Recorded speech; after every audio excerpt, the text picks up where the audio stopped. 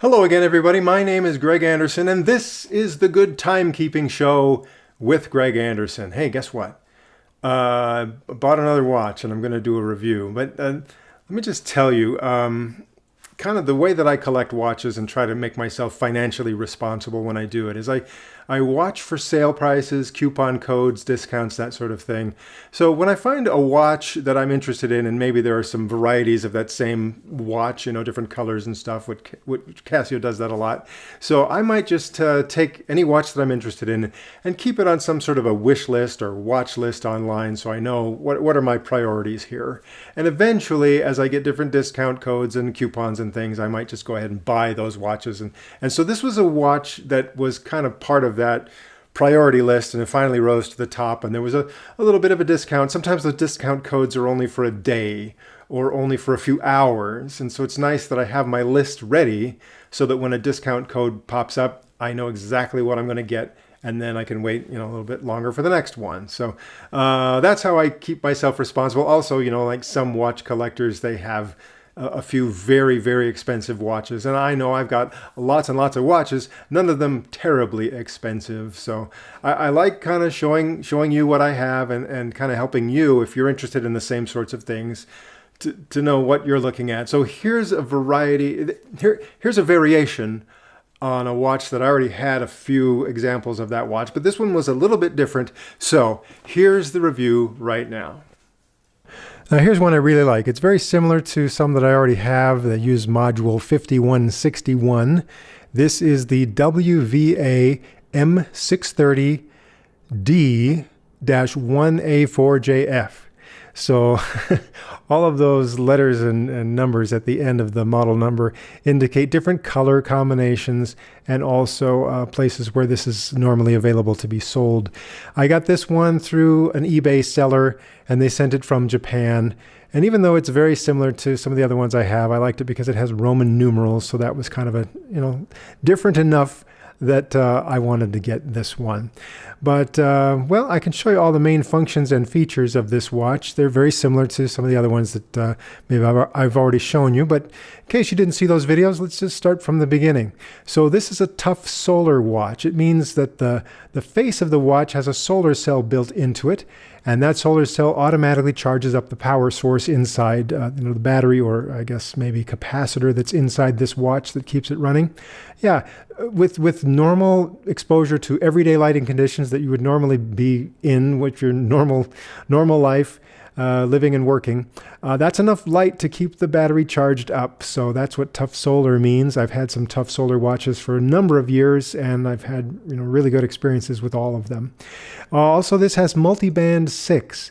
That means that the watch has a built-in radio receiver, and it will set itself to the right time using atomic time information that it receives from any of 6 transmitters in different parts of the world. So if you are within range, you can pick up, your watch, that is, can pick up radio-controlled atomic time information from a transmitter in China, or there are 2 in Japan.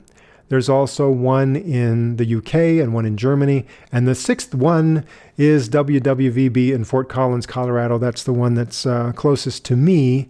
So when I use this watch and others like it, I'm picking up WWVB for the atomic time reception, and the watch will keep itself set to the right time.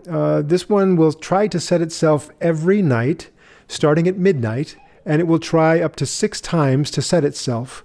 It'll take anywhere from 2 to 10 minutes to try to set itself. And if it is successful, it will stop until the next night at midnight. But if it's not successful, it will keep trying again up to 6 times, starting at midnight, then 1 o'clock, 2 o'clock, 3 o'clock, until it's successful or until it has to give up and wait for the next night. An easy way on this watch to see whether or not it has set itself recently is to push this button here on the lower left side. And this is where it would normally tell you the state of the battery. So that's telling you the battery is charged high. So that's good. That means you've got a good charge on the battery. But if I press this other button on the other side at this point, that shows me RC for radio control. And it's telling me that it was successful. That's today's date, and that is just a couple hours ago, 3:33 this afternoon, because I did a manual time reception. You see, you don't have to wait for it to automatically set itself. If it is automatically setting itself every day, you really don't have to worry about it. But I decided to manually make it set itself just a couple of hours ago today, and it was successful. So this is the right time. Now, a lot of Casio watches have 4 buttons here around the face of the watch to access the different functions and settings. This one only has 3. There's no button up here on the upper left side, so that makes it a little bit less intuitive than some of the other Casio watches. Normally, if it's got 4 buttons, you can play with it for a while and figure out how to do everything. This, well, not quite as intuitive, but once you get used to it, it's fine. So let me just tell you, if you want to get into the different modes, use this button down here on the lower left side. So right now it's normal timekeeping mode, but if I push that, again, that's where it tells me the state of the battery. Push it again, and then it gets into the world time mode. So right now it's set to UTC or Greenwich time. And so even though it's showing me the local time with the analog hands, it's showing me the Greenwich time here in the digital display. And I can select a different time zone on that digital display using this button on the lower right side. And it just scrolls ahead as though I'm going eastward on the map. So London time, push it again, Paris, you know, those little abbreviations refer to the major city in that time zone. And so let's take it to, okay, Hong Kong. And it's showing me that the local time in Hong Kong is now 8:36, you know, so it's quite a bit, you know, ahead of where I am right now. So again, you can just select those time zones there. The next mode is the alarm mode, and this has 5 alarms plus an hourly signal. So that's where it beeps every hour on the hour, or these other alarms. You know, it looks like I guess I haven't set these yet, so they're all set to the default midnight right now. Okay, if I wanted to set one of these alarms, let's just do this. I press this button here on the upper right side, and I hold that down for just a few seconds until things start flashing. Okay, so that's where I could set this. Let's go ahead and set that to, say, 8 o'clock a.m. And since I've changed it, okay, I'm not going to change the minutes, but I'm going to push this mode button again. Since I've changed it, now by default it's on, or I could press this button on the lower right to keep it off if I wanted to. So that's how you change one of those alarms. And I push this button on the upper right side again to stop it from flashing. And that's where I can go in and signal. If I want to turn the signal off, again, hold this button down up here on the upper right side until things start flashing. And then I can select off or on for that hourly signal. Okay, push the mode button again, and now I'm in the stopwatch mode. And this has a 1-hour stopwatch. Start and stop it using this button here on the lower right side. And right now it's only showing minutes and seconds, but if I push this, it will stop. And now it's stopping and showing me minutes, seconds, and then it's flashing right there, the hundredths of a second as well. So I've got all of those available. When I stop it, I can restart it here. Now it'll go again, or if I press and hold this button down here, then it will reset it back to 0. So that's my stopwatch. Again, if you keep it going, it'll go for an hour, and then it'll reset to 0, and it'll keep going if you want it to keep going. So it'll time things that last more than an hour, but you have to keep track of how many hours that is, while it's keeping track of minutes, seconds, and hundredths of a second. The next mode is a countdown timer. In this case, I've set it to 30 minutes. You can set it up to 100 minutes. So again, you just start and stop it using this button here on the lower right side. Or if you press and hold that button, it'll reset it to whatever your time is. If I press and hold this button on the upper right side, that's where things start flashing, and then I can turn that ahead to, some other number of minutes and seconds. So let's see, I could go, 81 minutes and well, let's see. No, I guess I can't change the seconds. I can only select however many minutes I want to. So it'll go all the way up to 99 minutes. You got to do whole minutes. Okay. Or if I set it to all zeros, then it becomes a true 100-minute countdown timer. So that's what the countdown timer does. Press the mode button again, and I'm right back to my regular timekeeping mode. So in this timekeeping mode, I can have it show me the day of the week and the date right there. So today is Saturday the 23rd as I'm recording this. Or right here, it can show me seconds, and that should match seconds here on the on the analog hands. Okay, and that is just a little icon to show me that radio reception for the time was good within the last day or so. If I hadn't had radio reception successfully in the last little while, then that little icon would not be there until I did. Or right there, I can also have the time down in this digital display, and that should match the local time on the analog hands as well. I can set that to either a 12-hour or 24-hour display in that digital display. All right, to get into the setup, what I do is I press and hold. This button actually activates a light, and in this particular lighting, you can't really see it, but there is a little LED that lights up right here at the 6 o'clock position and kind of shines up onto the face. I'll show you that in a moment. So it's the same button for the light and to get into the different setting modes. So if I press and hold this until things start flashing, okay, now it says adjust, and there I can again select either the 12-hour or 24-hour mode in the digital display down here. I just use this button on the right side, lower right side, to select 24 or 12. Okay, I'll leave it on 12. Push this mode button again and it takes me ahead, and this is where I can select my local time zone. Right now it's the Denver time zone because I'm in the mountain time zone in North America. But if I push this button here, I can scroll ahead. It's as though I'm going eastward on the map to select a different time zone to be my home time zone. Change to another mode, and here I can have it display daylight saving time automatically. That's what the AT means. It'll be automatic, or use this button on the right side to have daylight saving time always be off or always be on. This is where I get to select off, on, or automatic. I'm going to leave it on automatic because of where I live.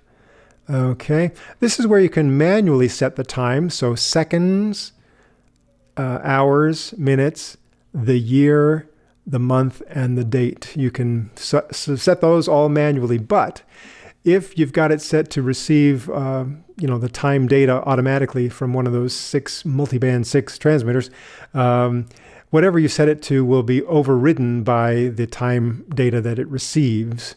So you can set it manually, but keep in mind that it will probably be overwritten soon as reception is good. So, all right, change modes. Now this is where, okay, it says key with like a little musical note there. That means that every time I press a button to change modes, I may hear a little bit of a beep, and let me just kind of demonstrate what it's going to sound like.